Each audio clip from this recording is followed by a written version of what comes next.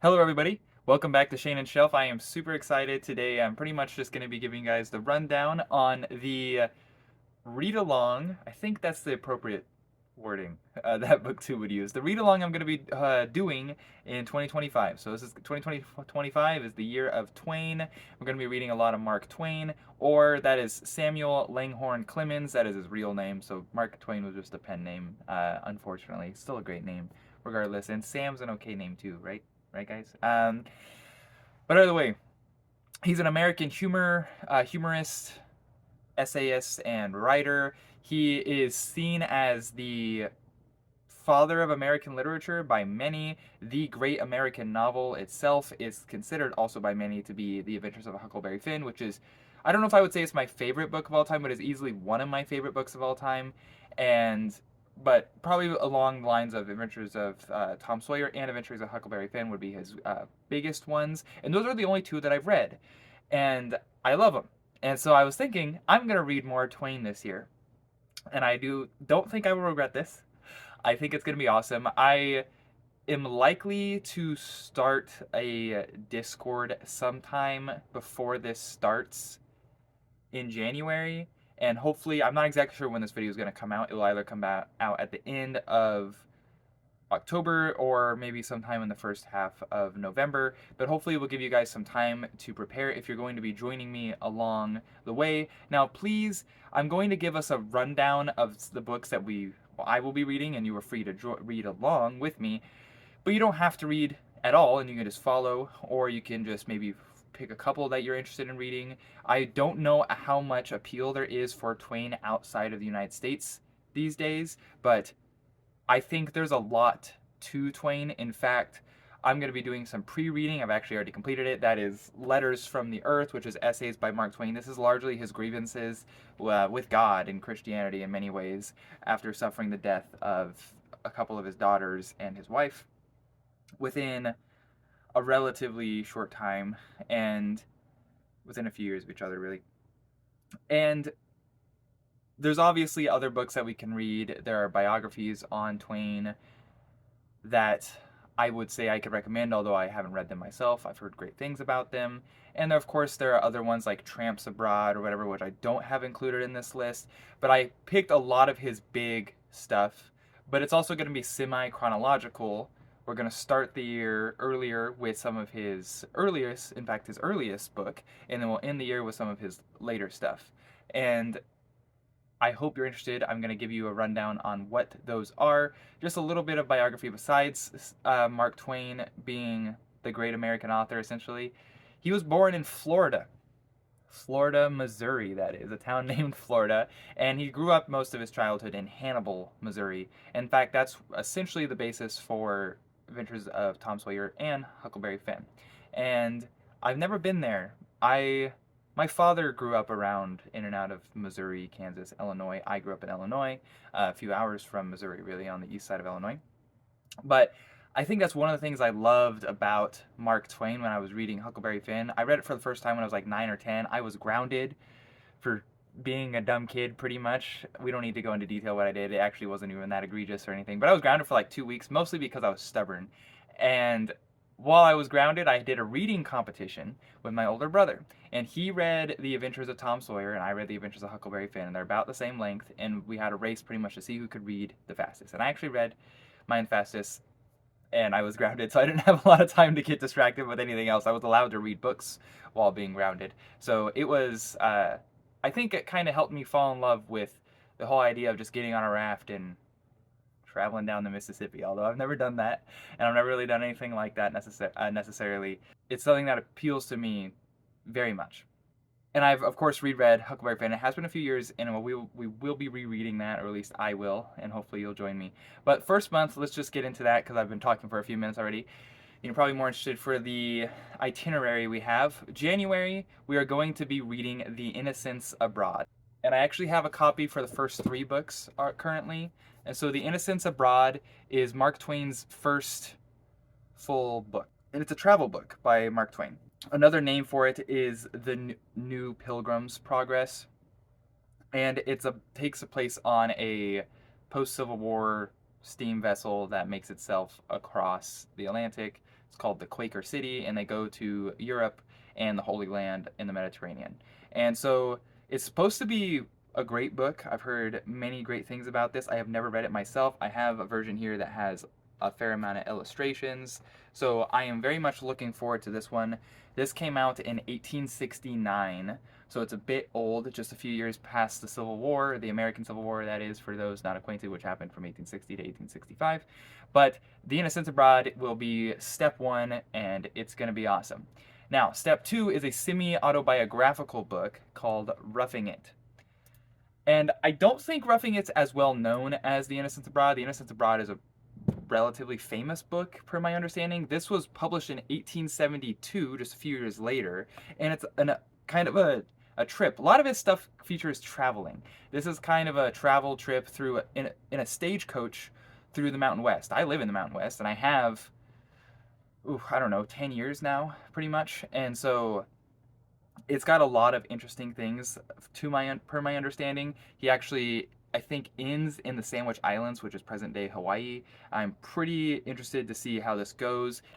So some of this did not happen, but a lot of it, of course, is based off his experiences. And I got this nice hardback book. I don't read a lot of westerns. I feel like this might give some sort of western vibes, but we'll see. There's a couple of like westerns I kind of have on my radar that I would like to read. I remember watching them a lot with my grandma growing up.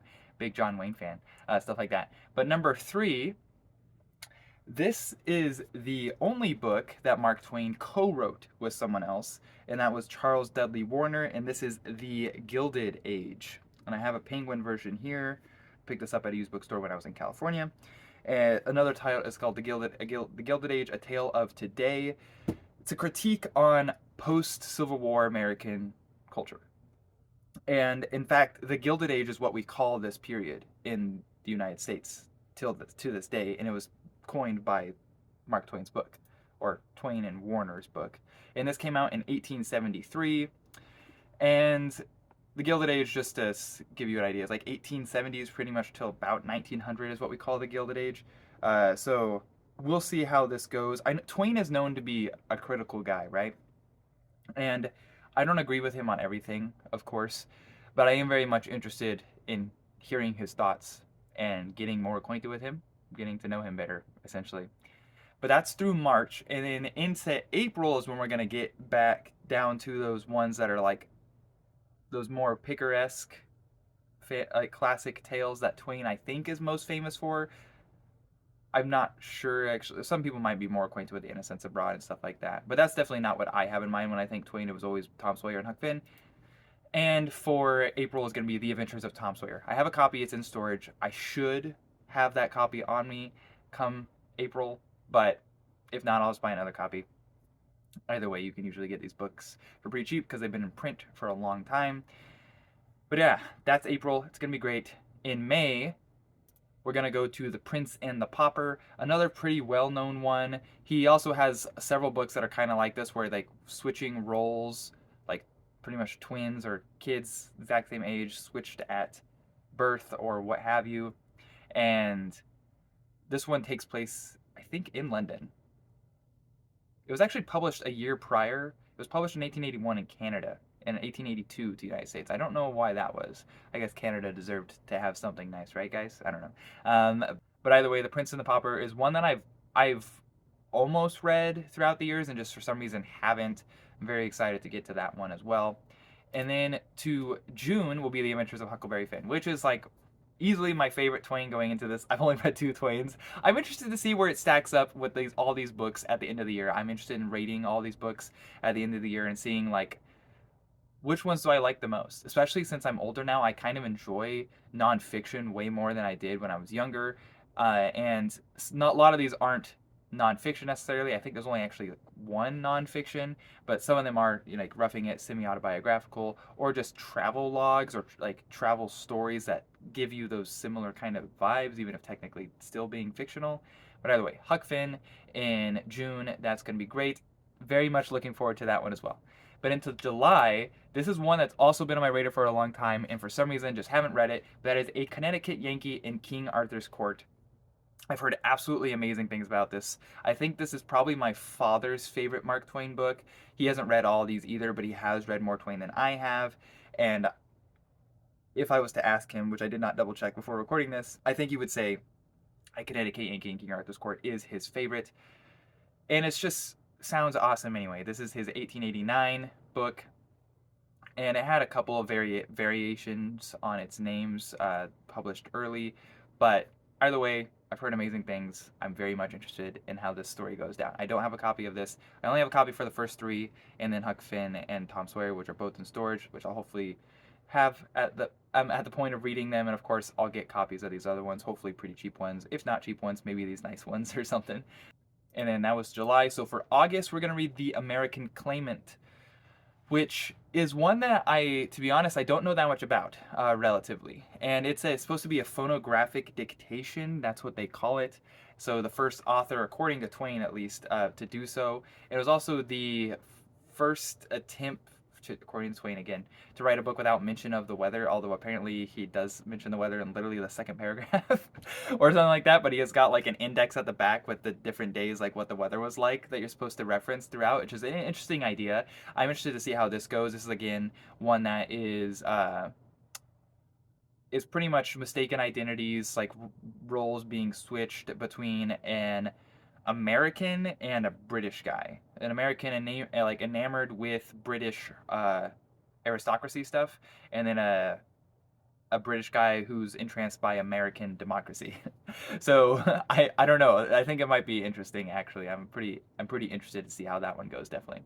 And then September we have Pudd'nhead Wilson, which came out in 1894. This is one that I actually almost picked up a copy of this one as well when I was in that bookstore in California, but I was like, I don't have that much money, and I don't know. I'll get to it eventually.